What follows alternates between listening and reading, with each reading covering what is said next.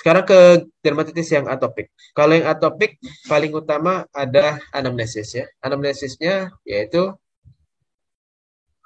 pada individu itu sendiri atau pada keluarganya ada riwayat penyakit atopik. Ini contohnya oleh kasus asma, kasus rinitis alergi maupun ya, dermatitis atopik itu sendiri. Proses atopik ini nanti bisa dari bayi ya, bisa dari bayi sampai dewasa dan bentuknya berbeda sesuai dengan umur tersebut. Seperti prinsipnya kalau dia makin besar orangnya berarti peradangan makin lama. Makin lama bentuk makin tidak khas dan makin menebal ya. Oke, ini kita lihatkan saja. Oke, kita lihatkan juga ya. Nah, apa yang menyebabkan terjadinya dermatitis atopik? Secara pasti satu sudah genetik ya, karena riwayat penyakit atopik pada keluarga. Tapi kalau misalnya riwayat genetik ini tidak dipadukan dengan faktor luar ya, misalnya faktor lingkungannya ya, lingkungannya kalau ya dijaga bersih, tidak mengenai daerah-daerah yang ya iritan ya bersama dengan faktor pembutus ini, kelembapannya baik ya, tidak terlalu panas, itu bisa menurunkan risiko. Dan ditambah kalau pasiennya mengalami imunitas yang menurun ya, proses-proses imunodefisiensi. Proses alergi ya, proses atopik ini kita erat kaitannya sama imunoglobulin E ya. Imunoglobulin E ini dapat menyebabkan berbagai manifestasi di bidang alergi imunologi. Nanti dia diinduksi ya, diperantarai oleh sitokin proinflamasi seperti interleukin 4 serta bisa dihambat oleh interferon gamma ya. Jadi interferon gamma ini sifatnya lebih ke sitokin antiinflamasi. Sementara kalau interleukin itu yang proinflamasi. Sehingga akan terjadi reaksi hipersensitivitas. Kalau ada dermatitis atopi, dia lebih ke tipe 1 ya. Karena sejalan tadi dengan asma dan rinitis alergi. Ya, kriterianya ya secara klinis bisa menggunakan ada kriteria nanti kriteria Hanifin-Ratska ataupun kriteria Williams ya kalau dermatitis atopik ini. Yang dikeluhkan pasien adalah rasa gatal ya sama saja. IgE itu nanti erat kaitannya sama histamin. Kemudian juga keluhan kronis berulang. Ya, dari bayi dia sudah mengalami penyakit ini. Ya. Makin tua, makin jadi anak, kemudian ke masa remaja, kemudian ke masa dewasa, itu gambarannya berubah-ubah, berbeda-beda. Ya, ini gambarannya. Kalau tipe infantil paling sering di daerah malar ya, di daerah pipi, hanya seperti eritem. Ya, biasanya eritem saja. Kalau dia tipe anak sudah menunjukkan gambaran extensor. Tipe anak dan tipe dewasa sebenarnya daerah-daerahnya sudah mulai mirip ya, daerah terkenanya. Memang terutama yang sering jadi gambaran yang khas ya di daerah extensor di poplitea ini contohnya ya, atau tepatnya di daerah yang flexura ya, di daerah lipatannya. Baik. Ini daerah flexor salah, daerah flexor ya, terutama di daerah lipatan fossa poplitea. Kalau yang tipe dewasa ya, sebenarnya gambarannya bisa daerahnya mirip-mirip dengan pada anak, hanya saja gambarannya berubah menjadi seperti ini. Ya, saya bilang tadi sudah sampai likenifikasi, sudah sampai menebal ya. Karena peradangan terus-menerus. Daerahnya ya, tapi daerahnya berbeda tadi umumnya di daerah flexor, tapi tidak tertutup di bagian tubuh yang lain. Misalnya di daerah punggung, daerah lengan atas, daerah dorsal tangan, ya, kaki, jari ya. Ya, ini gambarannya. Kalau infant paling sering di wajah, kemudian kalau anak-anak sebenarnya mirip sudah dengan dewasa. Inti mudahnya adalah kalau dia sudah menunjukkan linikanifikasi, sudah menunjukkan hiperpigmentasi, ya, itu sudah kronik ke kasus yang dewasa ya.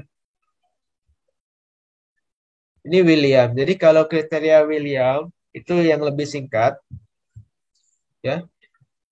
cukup memenuhi 3 atau lebih dari kriteria. Kalau Hanifi Raska kan ada 26 ya, seingat saya, yang harus dibaca. Memang dikit juga, cuma 3, tapi banyak sekali yang harus dibaca. Kita diagnosis William hanya 3 yang terdiri, ya hanya ada 5, yaitu yang pertama daerah predileksi, ya daerah predileksi dia di mana, kemudian riwayat atopik, dermatitis atopik ya, sesuai dengan namanya. Kulitnya kering secara menyeluruh, itu adalah sifat dari dermatitis atopik. Terjadi terutama ya eksim pada lipatan, ya sebenarnya erat kaitannya sama yang di atas tadi. Dan juga mulai sudah pada anak di bawah usia 2 tahun karena ini faktor genetik. Dan menetap sampai dewasa. Ini Hanifi Raska ya, jadi ada banyak sekali ya sebenarnya. Ada lebih dari 20 kalau kita baca ya. Mungkin yang mau diingat hanya yang mayor. Mayor kita bisa lihat dari subjektif, kemudian dari objektif, ya, juga dari riwayat. Subjektif, keluhan gatal.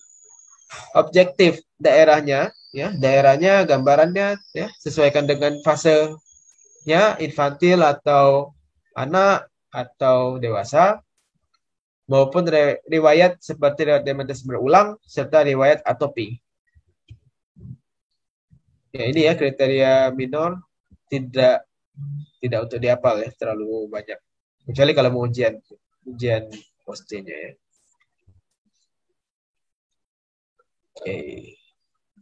Nah, pemeriksaan penunjang ya. Tadi sudah disampaikan di depan. Kalau dia kontak pakainya patch, kalau atopi pakainya prick ya. Jadi kita mau memasukkan zat alergen ke bawah kulit ya. Pemeriksaan serologi juga karena dia terkait dengan IgA bisa dinilai kadar IgA total. Kalau dia kemungkinan diperantari alerginya oleh makanan, lakukan elimination ya, substitution, ganti makanannya, open challenge. Ya sebenarnya kalau kita sudah menggunakan yang sampai harus makan use test begini, ya agak kurang nyaman bagi pasien karena cenderung bisa menyebabkan flare-nya ya, menyebabkan eksaserbasi dari penyakit yang dialaminya. Oke, secara non farmakologis perlu dijelaskan pada orang tua dan kalau anaknya sudah agak besar atau bahkan orang dewasa ya, dia baru datang pada saat dewasa. Penyakit ini pastinya tidak bisa disembuhkan, tapi bisa dikontrol ya sebenarnya. Kita harus saja menghindari dan memodifikasi faktor pencetus ya. Jangan dia terpapar tadi ya suhunya ya, terpapar bahan iritan dan alergen karena pada dasarnya kulit dia sudah mengalami perubahan ya. Ada gangguannya ya di sistem epidermis maupun dermisnya sudah tidak seperti orang biasa. Pada pasien ini karena tadi bisa mengalami kering, bisa diberikan pelembab ya. Jadi sarankan sabun moisturizer atau ditambahkan tadi ya seperti Vaseline, lanolin maupun juga urea. Ya, urea 10% cukup atau 20%. Kalau lebih dari itu keratolitik. Siklus gatal garut juga perlu di stop ya. Itu sama prinsipnya dengan LSK ya, lichen simplex nanti. Diberikan antihistamin. Kalau pada anak kita berikan yang sedatif biar tidur ya, begitu.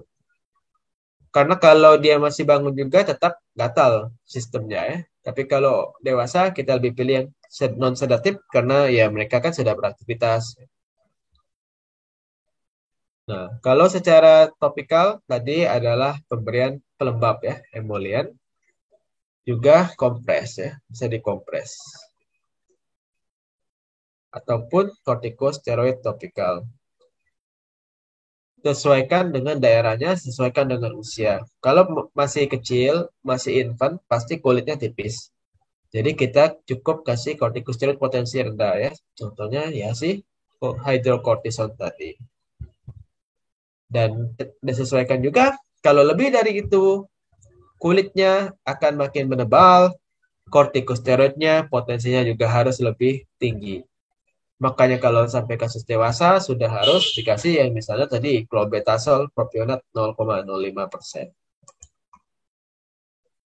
Oke, secara sistemik sudah tadi antihistamin sudah. Kalau dia mengalami infeksi sekunder dikasih antibiotik. Kalau dia lesi luas, kortikosteroid sistemik. Oke, ada yang memberikan eh, fototerapi cuma jarang ya. Jarang kita cerita soal fototerapi pada kasus dermatitis atopi. Oke, kalau dia mengalami erythroderma yang tadi artinya mengalami kemerahan dan pengelupasan pada kulit lebih dari 90% ya, itu pasti dirujuk karena cenderung mengalami dehidrasi ya. Kalau dia berat ya bisa sampai ke sepsis ya, selulitis ya tadi.